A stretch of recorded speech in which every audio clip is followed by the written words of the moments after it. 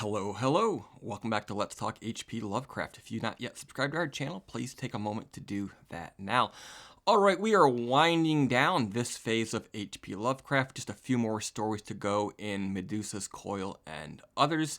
Today we're looking at The Challenge from Beyond, which was first published in Fantasy Magazine in September of 1935. As with some of our more recent stories, this was done as a round robin. Lovecraft wrote with Frank Belknap Long, Robert E. Howard, C.L. Moore, and Abraham Merritt. So it's written as a round robin. That means that one author did a section, passed it on to another author, and so on and so forth. In this story, as I would have expected, Lovecraft did the biggest, sort of most major section at the heart of the story. But it is couched between some pretty good sections by the other authors. I'm not really going to talk about who wrote which individual section as I discuss the plot, which I'm about to get to. And we're going to take it as a work in its entirety, though I will sort of highlight Lovecraft more than the other authors in my final thoughts at the end of the video. All right, so this is about a 40-minute read.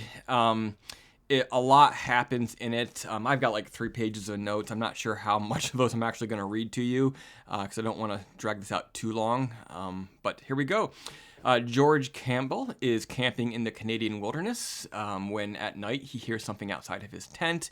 It's a critter. It's gotten into his food supplies. So he reaches down outside the tent for a rock and instead picks up an item which he finds to be a sort of cube made of what he thinks is quartz, and it seems like there's sort of shapes and some hieroglyphs in the middle, and those hieroglyphs remind him a lot of ancient Sumerian cuneiform.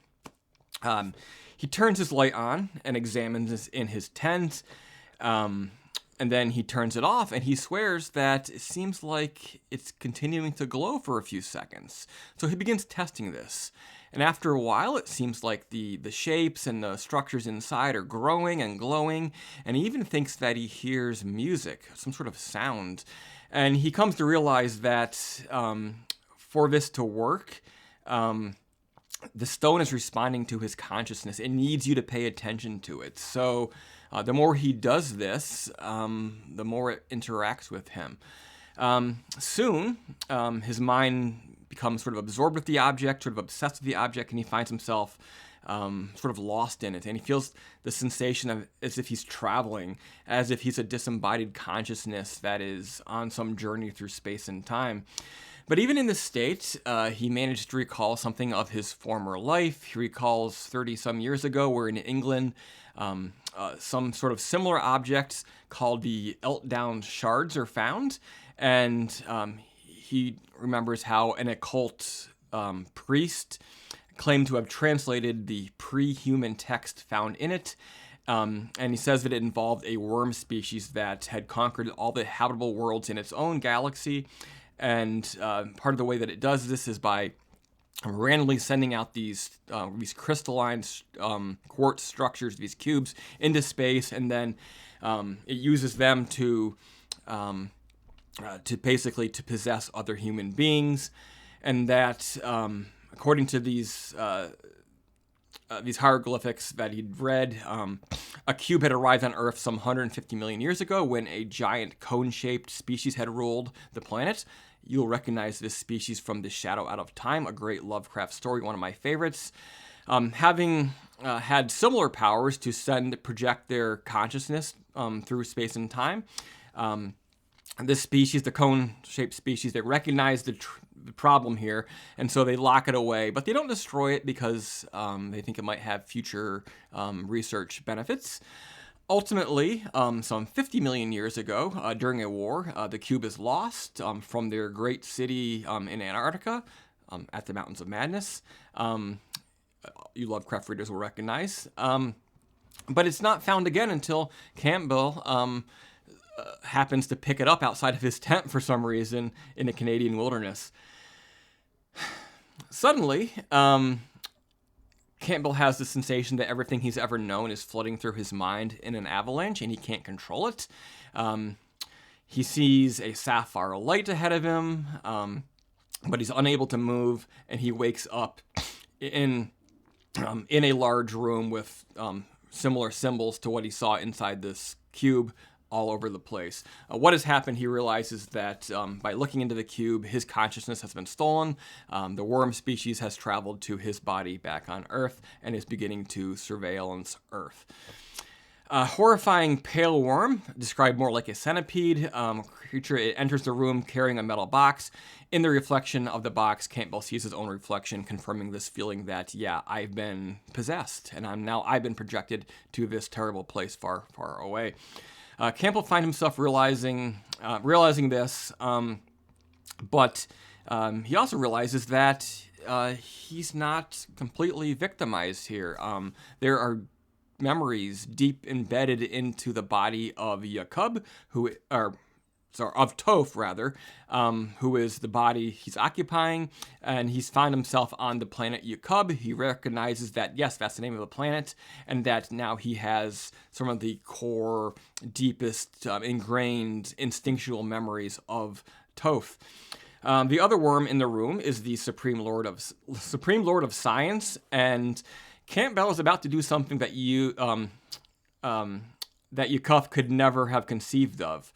He's about to commit murder. Campbell grabs a sharp metal science instrument on a nearby table, and he guts this guy. He just literally guts him, kills him, and picks it up and goes out of the room.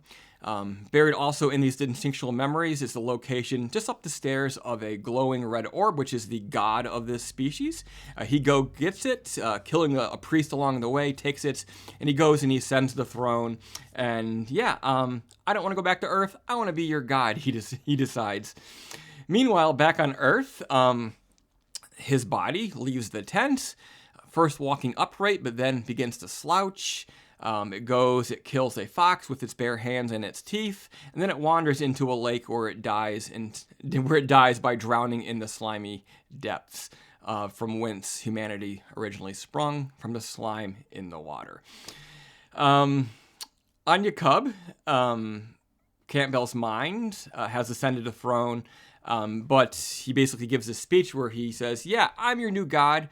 What you guys didn't count on is that controlling a human animal is very, very difficult. It took us humans many thousands of years to learn to control our baser instincts.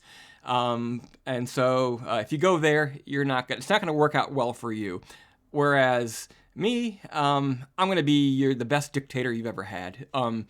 And if I'd had these abilities when I was back on Earth, I would have been the best ruler Earth ever had, because I have all of your refinements and your abilities to control your DNA, your genetic memory, the essence of what your species is like.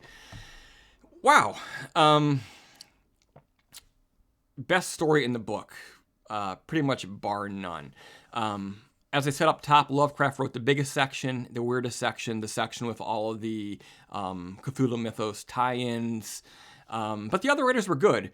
Compared to Lovecraft, they feel a lot more traditional, but they're more what you would generically call good writers.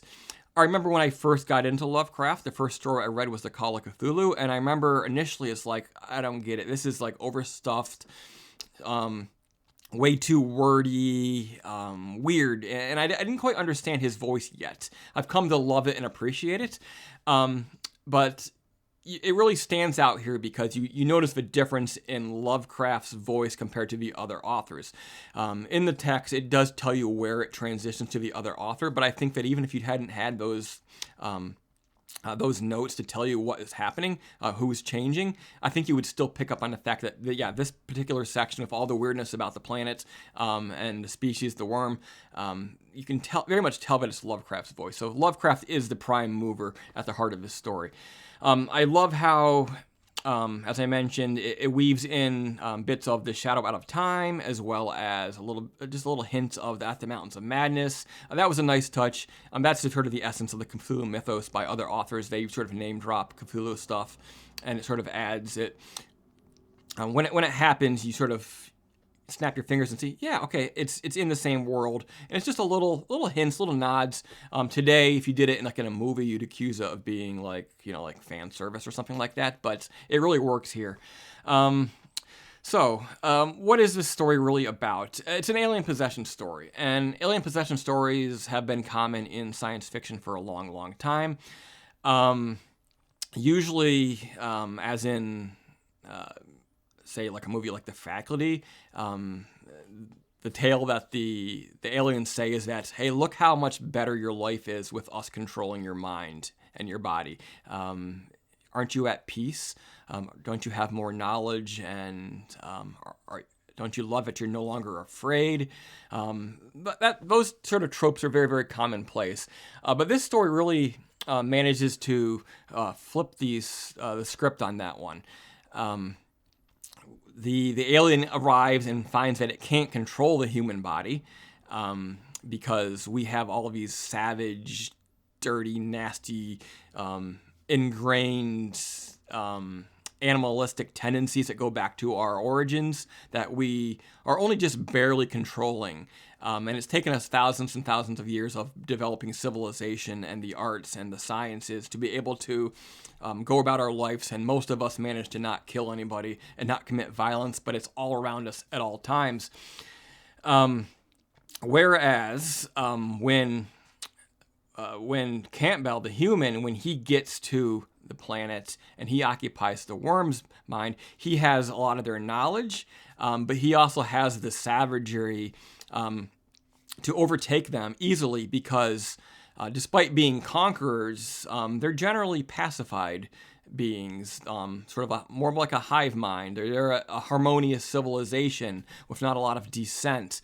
And it's just a really interesting way how this sort of flips the script on the classic alien possession story and what it says about us as humanity versus what we aspire to, and how we perceive of alien species as conquerors. And really, it forces you to confront the fact that for humanity, it's been a long journey, and we still hopefully have a long journey to go, but it's only just ever one small step back to where we came. And that's how bad things continue to happen. That's how our baser instincts occasionally rear their heads, and you see it every day in the news, unfortunately, and it's a constant struggle for us to overcome that. But there you have it. Man, what a story. The Challenge from Beyond. I'd heard this title for many, many years, but I'm glad to have finally had a chance to read it.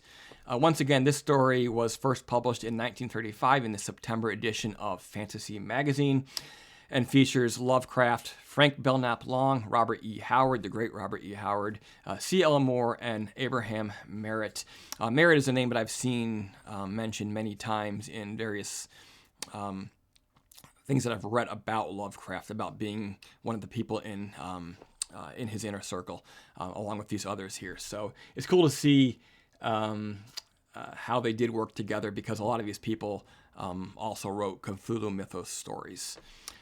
All right, next time we'll be taking a look at the Disinterment, so be sure to tune into Let's Talk H.P. Lovecraft next time to see what that's all about. If you have something positive or constructive to say, drop it in the comment section below. Otherwise, until next time, keep it creepy.